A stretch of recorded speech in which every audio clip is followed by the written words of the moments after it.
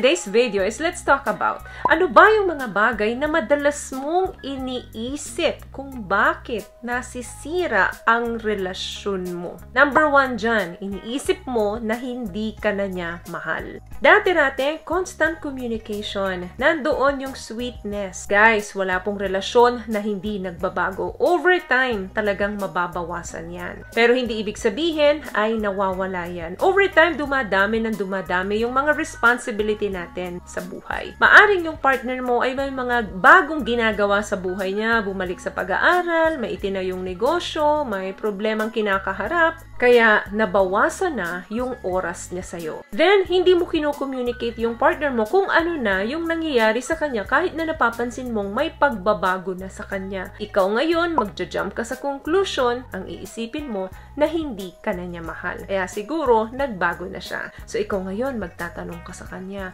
mahal mo pa ba ako? Pag sinabi niyang oo, sasabihin mo naman, parang hindi naman, parang nagsisinungaling ka lang naman. Sa una, yes, nakakatuwa yan, nakakakilig yan. Pero habang tumatagal at paulit-ulit na lang na yan ang duda mo sa kanya, sahan mo, maiirita ang partner mo sa'yo at didistansya sa'yo yan. Kaya dapat support, listen to each other. Huwag agad mag-jump sa conclusion na hindi ka na niya mahal. Number 2, blaming. Constant blaming o yung patuloy na lagi kayong nagsisisihan sa isa't isa ay makakasira talaga ng relasyon. Pag pakiramdam mo, ikaw yung victim, so dapat ikaw yung manalo kasi ikaw ang dihado dito. Wala kang gagawin kundi ituro siya ng ituro na siya ang may kasalanan at hindi ikaw. At paulit-ulit mong ginagawa yan. Hindi ka nagtitake ng accountability na baka naman may kasalanan ka din. Baka naman may pagkukulang ka din. Hindi ka marunong magpakumbaba at humingi ng apology dun sa partner mo. Pansinin mo,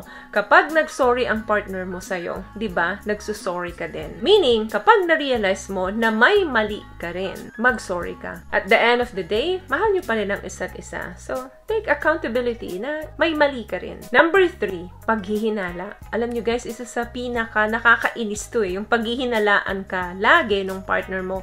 Oo, minsan, totoo. E papaano kung hindi? Kung wala ka namang patunay na niloloko ka ng partner mo, hindi dapat tayo naghihinala doon sa mga partner natin. Kasi ikaw at yung relasyon nyo ang unang-unang magsasuffer nito. Dahil sa kabisihan natin sa mga social media natin, minsan na ilalagay na natin yung sarili nating buhay doon sa kwento ng iba.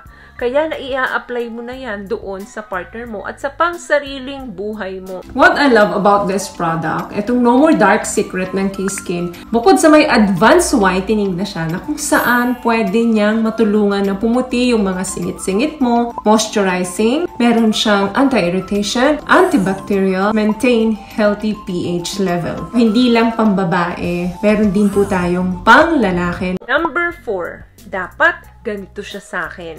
Ayan, yan ang madalas ikinukumpara mo yung relasyon mo sa iba. Ikinukumpara mo yung nararanasan mo doon sa iba. Yung salitang bakit siya ay hindi magandang paraan para ma-validate natin yung sarili natin. For example, may ginawa ka sa partner mo, gusto mo gawin din sa'yo ng partner mo. Bakit ako ginawa ko to sa partner ko? Bakit siya hindi niya ginagawa sa akin ito? So you keep on fantasizing. Nakakalimutan mo na ang partner mo ay hindi sila. So, gusto mo ngayon maging reality sa inyong magpartner yung story ng iba. Because you keep on fantasizing bakit siya ay ganito, bakit yung mister ni ganito ay ganun. Kaya, magiging marupok na yung pagsasama ninyo. So, ano ang ending nito? Ipinaparamdam mo doon sa partner mo na hindi ka masaya sa kanya, na hindi siya enough sa'yo. Last one, pag-generalize. Yes, ano example nito? Merong nagawang hindi maganda yung partner mo. Isa lang. Pero once na nagawa niya yun, lahat ng maganda niyang ginawa ay hindi mo na makikita. Nakatuto ka na lang doon sa isang mali niya or isang pagkukulang niya sa'yo. Yung 10 ginawa niyang maganda sa'yo, nakalimutan mo na. Kasi generalize mo na. Or, for example, ang sipag-sipag ng partner mo, no? Yung mga nakaraang buwan, talagang ugali niya na yun. Then, etong mga huling araw, nakikita mo ang tamad-tamad niya. Hindi siya nag-aayos. Yun na lang ang titingnan mo ngayon. Hindi mo na naisip yung mga kasipagan niya nung mga unang araw, yung mga unang buwan. Kasi nakatuon na lang yung attention mo doon sa mga pangit or bad day niya. So, ikaw ngayon, yun ang kinikimkim mo.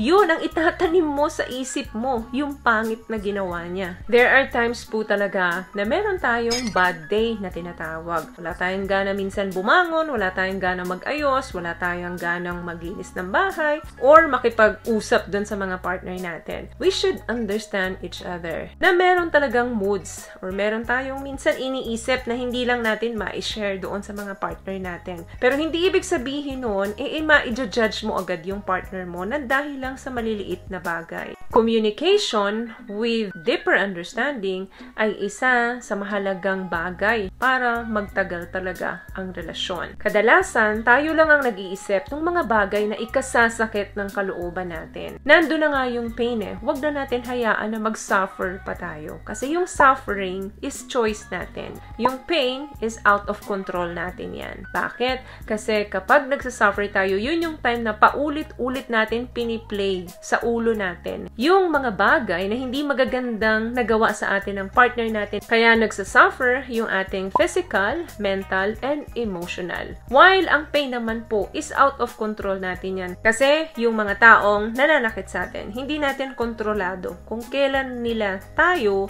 masasaktan. At hindi lahat ng mga bagay na nagawa nila na nasaktan tayo ay sinadya nila. So, ayun lamang guys ang video natin for today. I hope nakatulong po ang mga pinag-usapan natin dito. At kung nagustuhan niyo po ang ating video, please give it a thumbs up, comment down below, and also share this video na rin po sa mga kaibigan na sa tingin niyo matutulungan ng video natin. Once again, palagi po kayong mag-iingat at palagi po kayong manalangin. Thank you guys for watching and see you on my next one. Always love yourself and be a blessing. Bye!